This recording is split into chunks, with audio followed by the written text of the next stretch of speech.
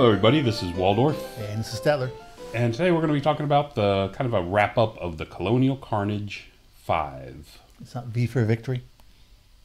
It wasn't quite for for everybody. Don't want to spoil it, but So it's 5. four people were very happy. Because I think after Carnage, you usually stop after the first Carnage.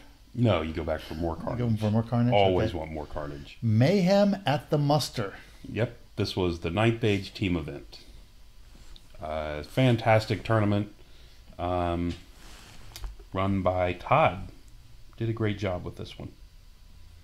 Not as saying he didn't do a good job with the other ones, but it was a four player teams, kind of ETC style. Mm-hmm. We had 8 teams this year. Which states? What? Coming from where? What are you saying? States? We had a lot. We had a full team from Maryland. We had most of a team from Philadelphia. Philadelphia's not a state.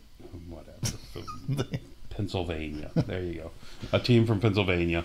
There was a team from Maryland, Baltimore, around the Baltimore area, the Titans, which is actually this is one of their first. It was 4 players that are kind of new to the game as a whole, actually. I mean, into our gaming group for the Mid-Atlantic. Mm-hmm. They've never, I don't think any of them have ever been to any of the other tournaments. So they all showed up. This was their first tournament. Oh, okay. Which was great to see 4 new guys into it. Sure. The CGL, our region brought 4 teams we fielded, and one of those had an outside player in it because to fill it up. But 4 of the teams were from our guys in Northern Virginia. There was the ETC. There was a team made up that primarily Chris Mintz and The USETC guys. 2 of the USETC, Chris Mintz and Phil Blake, and then Joe, who was supposed to be on the ETC team last year, was on that team as well, and they pulled in a 4th guy, another great guy that's played around the area and's kind of been out of it for a long time, and finally he's getting back in. Mm-hmm. So, a fantastic tournament, well run. It was a great time.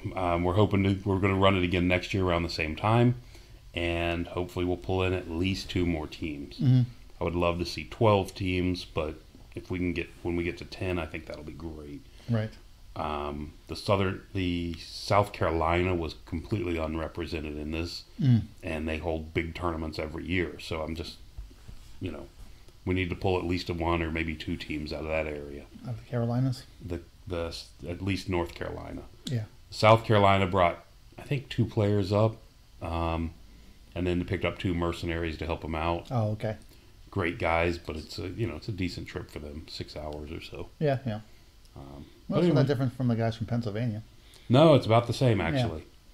Yeah. Look, those tournaments down there in that central, Southern Virginia, and the North Carolina tournaments where we run those are even closer to the South Carolina guys. But right. These down here in the central Southern Virginia are great location for tournaments in our region. But it does seem, just looking at what's going on YouTube, that the Carolinas, they've been slipping a little bit as far as they've been waning interest a little bit, and it's causing a problem because the South Carolina guys still have some strong desire to play, but because the North Carolina guys are the interest is slipping. Right. The desire to run a tournament in that area is down. Right. So now it just means the South Carolina guys have even further to come up rather than a happy medium. Yeah, because it's kind of interesting because it's like Pennsylvania looks like it's growing, and Maryland looks like it's growing. Maryland and Baltimore area is growing. So, the North Carolina just doesn't have that push at the moment. It doesn't, and that's kind of unfortunate. But anyway, so there's some shots of the tournament and people playing. So this was in Williamsburg at, what was it, at Clarion Inn or something? Clarion Inn, yes. Yeah, it was kind of a tight space. It was a little tight, but you can see there's decent space between the. And this was the tournament room. For the convention. There was another room that was a board game room, and then there was their main hall where they had random. Few vendors and And they had some some random vendors games and, going. and random games going on as far as historical primarily, and some sci-fi. And that's the Williamsburg Muster.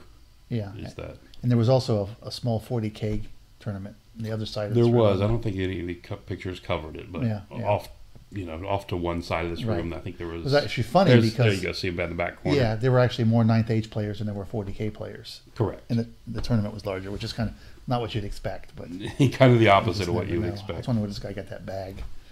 Sparkly bag. The sparkly bag. It's very highborn elf. You need to get one. But anyway, so that's what we had, and these are the standings that was sent. The Brave Companions is the ETC team.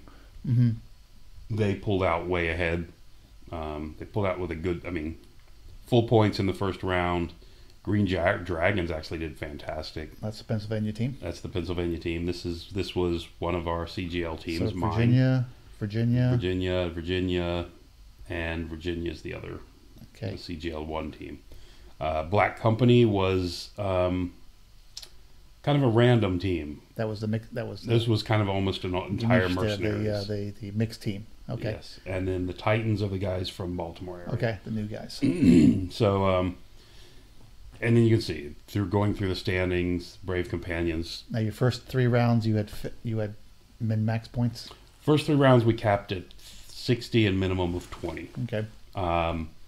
It really only mattered one round. The Mm-hmm. Brave Companions scored like 72 one of those rounds. Yeah. And got knocked down a few points. Okay. Other than that, the scores are pretty much what they were. Okay. But you can see the Brave Companions. Sorry, and this points are just battle points. Just battle points, and that's all there pretty much is as far as scoring in this. Okay. There was no. It was required you had a painted army, but it didn't affect your battle points. Okay. So you can see after the first game, Brave Companions, Green Dragons, and then CGL A team, which was mine. So your team was in 3rd place. 3rd place. Full Nelsons, IFL, and the rest of the teams. The first 3 positions, the Brave Companions stayed on first. We moved up a spot. Yep. And the other CGL team, this was the Phil Blake team, bumped up to number 3 position. Going on to game 3, top 3 is kind of the same, except they passed us, the other CGL team. Yep. Moving on to 4. So they ended the day with bragging rights. A point ahead. Yeah. Really close. So after the 4th game, you can see it just flipped back. So yeah. after the 2nd game, we flipped to the 3rd, flipped back to the 4th, and then after the 5th game, there you have it. The Brave Companions took it by 11 points. We came in 2nd, like I said, 11 behind, which was disappointing. Yeah. The Brave Companions won last year with roughly the same team. Mm-hmm. We came in 2nd last year and secured that spot again for this year. Well, it's funny that there's no movement between the 5th and the 4th and the 5th rounds. You are correct. Yeah, just that's interesting. Points difference. Yeah, but just points. Everyone, not a single guy. Not a single place changing. That's interesting. Yeah. Yeah, and you can see. I want to just briefly mention these guys, the Titans. Like I said, this was their first tournament, and you can see they had a rough couple outings at the beginning. Yeah. But you can see here. They're starting to pick up. From this game they picked up 35 points. Well, 31 to the 2nd to the 3rd. And and this game they actually picked up 43, which means with a total of 80 points available, that actually means they won that round. Yeah. Against their opponent, which, getting used to it, getting used to the tournament scene, the tournament style of play, all that. Yeah. I think these guys have some. I think these guys they're a welcome addition to the group. Let's put it that way. Well, I'm saying it's nice to. Usually it's not until after the tournament's done that you start figuring out what you're doing wrong. Right, and hopefully these guys will start coming out to the singles tournaments as well. Yeah. And just kind of bolster our spot. Mm-hmm. It's nice to have. More players is always a better thing. It's always good, and because we're losing players, so anything we can do to pick up players is good. So Todd, unfortunately, my picture didn't do them justice, but Todd was really generous with the awards. The first place team got the each player got a little sword, which you can see. Do I have that? Let's do this way. There you go. Is engraved with Colonial Carnage 5 Team Tournament Champion, which was really nice. And then he had these 3 awards. I don't know which position they were. One was for the best painted model, as voted by the players, the best painted unit, voted by the players, and the best painted army, voted by the players. Okay, there's a 4th thing there. Oh, and then the best sports little cup thing. Second and third place got medallions. So turned out to be a really fun tournament.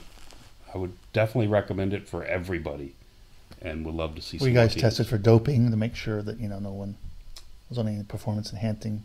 Some of the moves I made during some of that tournament, you would think that doping was coming into play. Any chance that they have to turn in their the test results have not come back from the from the brave companions yet, but we suspect. There's a high suspicion. No, it was fun. It was great fun. The venue was nice. Hotel was nice. I thought the venue had decent space. I mean, it was big enough space to play. That was a little tight. It was a little tight, especially it was a little tight to walk around it if you tried to walk around games. Yeah. But as far as setting your stuff, well, I always like lots of space. So like when you can have like places to put your troops and not all on the table. Yes. In past tournaments, I mean, the last time he ran, that's uncommon, but it's a nice. It's very uncommon. Yeah. The last tournament he ran had 8 feet per table, so you had a 2 feet gap in the middle to place troops, which was also nice. But I do want to point out, as opposed to Colonial Carnage 4, the team tournament, you had air conditioning. We had air conditioning, and there are trees on these tables. Yes. Todd had a year after I complained about no trees. Todd had a year to go home and grow trees. There you go. So that was a nice addition. Yeah. I don't, like I said, didn't run into anybody who had a bad thing to say about the tournament. Yeah, it's a nice. It's a small convention, but if somebody's in the area, I think it's it's worth going to. Nice thing about Williamsburg, there's outlets there, and there's Busch Gardens theme park, and there's a whole bunch of things to do for family related stuff, and of course Old Town Williamsburg. So yeah, a couple of guys actually brought their families. Yes, and it's a family friendly place. And their wife or significant other and their kids were out doing stuff. Mom, while he was locked here in the locked here in the basement playing this game. Yeah, it's not really a basement, but so I think it's for people that are thinking about driving for a tournament they're in this particular area, it's definitely worth a trek, and it's one you can take your family to, which makes it a lot easier to go to these things. Because a lot of places, like, the family has nothing to do, or the sites are so far away that it's not practical. But this makes it easy. Yeah, like coming to ours when we run ours in Warrenton, we are a half hour out. 40 minutes out of DC. Yeah, but that's a long hike. Drive. It's not like because like this one, family could go and come back for lunch, and you could eat together, and then separate off and do whatever. Right. So yeah. Yep. Anyway. That's going to do it for that. Just wanted to, kudos out to Todd for running a great tournament, and just to put the buzz in everybody's ear. We're going to run this again next year, and looking for even bigger turnout. There you go. Thanks for listening. Till next time.